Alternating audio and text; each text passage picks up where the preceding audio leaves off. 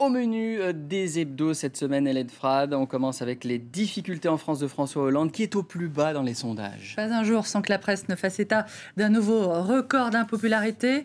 Tout quoque mi fili, disait Jules César à son fils Brutus.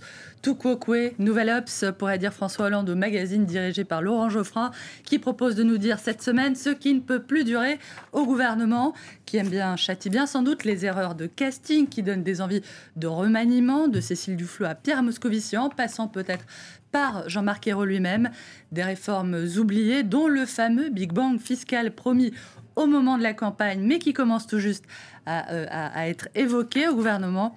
Ouf, tout ne serait pas perdu tout de même, puisque le magazine propose également d'expliquer à la majorité comment rebondir. Alors comment, Arnaud, en lâchant un peu de lest côté austérité, la tentation de s'affranchir des contraintes à très court terme serait de plus en plus forte, dit-on à Bercy. Mais le problème, rappelle le Nouvel Obs, c'est que la Commission européenne veille scrupuleusement au grain et qu'elle ne l'entend pas forcément de cette oreille. Donc rien de simple a priori.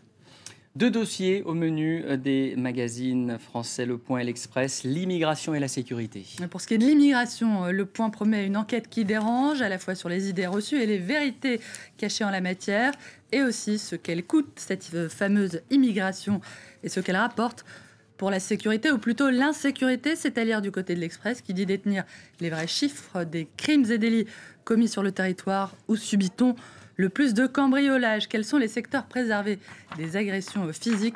État des lieux à la veille des élections municipales, rappelle malicieusement l'Express. On parle aussi beaucoup d'Afrique cette semaine. L'Afrique, Paris et Cornelius Gurlitt. Partira, partira pas. Jeune Afrique dresse la liste des chefs d'État africains confrontés à ce dilemme. Quitter le pouvoir, comme le prévoit la Constitution, ou faire en sorte d'y rester. Sont concernés notamment le président burkinabé, Blaise Compaoré, et encore le Congolais Denis Sassou Nguesso, le Rwandais Paul Kagame. À des milliers de kilomètres de là, Paris, pourquoi la presse étrangère adore détester la capitale française? À la une de Courrier International qui rapporte que pour beaucoup de correspondants étrangers, la ville est devenue une sorte de ghetto pour blancs fortunés confrontés à d'importantes tensions raciales et financières. D'après eux, la ville aurait perdu une partie de son âme canaille et populaire pour devenir un lieu aseptisé, peuplé de bobos chics et coincés. C'est pas nous. Enfin, Cornelius Gurlitt, qui a livré à Der Spiegel l'incroyable récit de sa vie. Cornelius Gurlitt, c'est cet octogénaire allemand qui vivait reclus dans son appartement munichois, où étaient abrités des centaines de tableaux volés par les nazis. Un fantôme qui vivait enfermé avec les tableaux transmis par son père et qui lui ont été finalement retirés.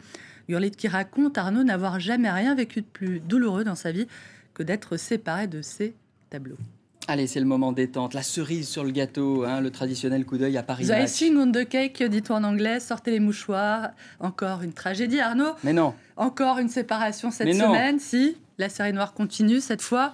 C'est l'acteur Jean Dujardin, primé aux Oscars pour son rôle dans The Artist, qui se sépare de sa moitié, l'actrice Alexandra Lamy. Et oui, mais ça fait un moment que la rumeur court. En tout cas, il vient de l'annoncer. C'est la fin d'une belle histoire d'amour. Jean Dujardin, Alexandra Lamy et tous les autres auquel je dédie, Arnaud, ce poème de Victor Hugo tiré des Contemplations. Je respire où tu palpites, tu sais à quoi bon, hélas, rester là si tu me quittes et vivre si tu t'en vas. À quoi bon vivre étant l'ombre de cet ange qui s'enfuit? À quoi bon, sous le ciel sombre, n'être plus que de la nuit? C'est beau ça, merci d'élever le débat. Ça fait 2 cœurs à prendre également. Merci beaucoup Hélène Frade, restez avec nous, l'info continue sur France 24.